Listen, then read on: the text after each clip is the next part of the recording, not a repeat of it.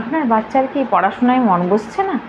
তাহলে কী করণীয় আপনার, বা টিউশন প্রাইভেট টিচারের কী করণীয় কর্তব্যগুলো জেনে নিন। প্রথমত যেটা বলবো সেটা হচ্ছে লক্ষ্যটাকে স্থির করে, মানে কালকে কি পড়বো সেটা স্থির করে আজ একটা নোটবুক তৈরি করে রাখা। দ্বিতীয়ত যেটা বলবো, যে জায়গায় পড়তে বসবে সেই জায়গাটা ভালো করে যেন একটু সাজানো গোছানো থাকে। ধরুন তার সামনে একটা, আমি বড় হয়ে কোন গাড়িটা নিতে চাই, আমি বড় হয়ে কোন বাড়িটা করতে চাই, সেইগুলো যেন তার সামনে ছবি সমেত মারানো থাকে, দিলে তার লক্ষ্যটা স্থির থাকবে। 3 নম্বর যেটা বলবো সেটা হচ্ছে, আমি বাচ্চাটাকে এটা বোঝাতে হবে যে আমি পড়াশোনা করছি আমার নিজের জন্য, আমি আমার বাবা মায়ের জন্য পড়ছি না বা কারোর জন্য পড়ছি না, আমি পড়াশোনা করছি আমি নিজের জন্য, এটাই তাকে বোঝাতে হবে। আর যদি বড় কোনো ছেলে হয় সে নিজে বুঝবে যে আমি পড়ছি আমার নিজের জন্য। 4 নম্বর যেটা পয়েন্ট বলবো, একেবারে নীরবতায় পড়া যাবে না। একেবারে জোরে জোরে চিৎকার করেও পড়তে বলছি না, কিন্তু একেবারে নীরবতায় পড়া যাবে না, একটু সাউন্ড করে পড়তে হবে। 5 নম্বর যেটা বলবো, যে শুরুটাই আপনার মনে হবে যে অনেক কষ্টের। দেখুন, ভোরে ঘুম থেকে ওঠাটা কষ্টের, কিন্তু ঘুম থেকে ওঠার পরে হাঁটতে যাওয়াটা কিন্তু কষ্টের নয়। তার জন্য শুরুটাই হয়তো মনে হবে আপনার কষ্টের, কিন্তু একটা পাঠ্য অংশের মধ্যে ঢুকে গেলে সেটা কোনো কষ্টের না।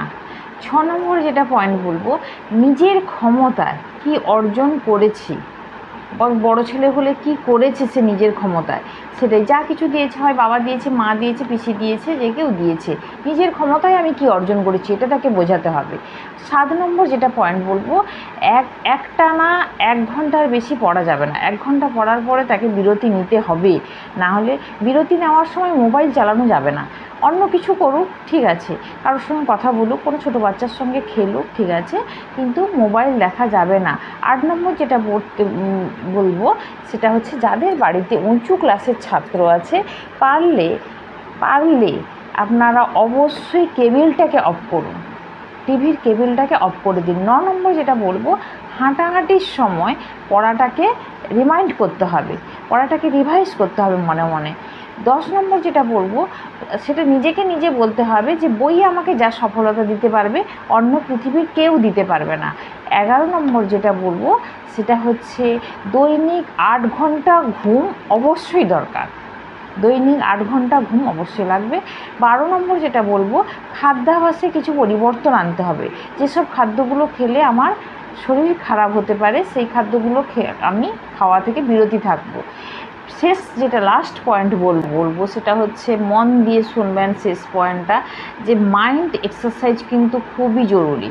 মাইন্ড এক্সারসাইজ বাচ্চাটিকে অবশ্যই করাতে হবে, বাচ্চা হোক বড় হোক।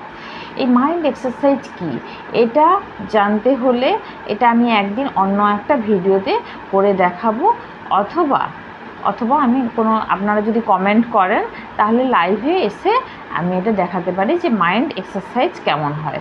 ঠিক আছে, নমস্কার, আজ ভালো থাকবেন, সুস্থ থাকবেন, আজকে এখানে ভিডিওটা শেষ করছি।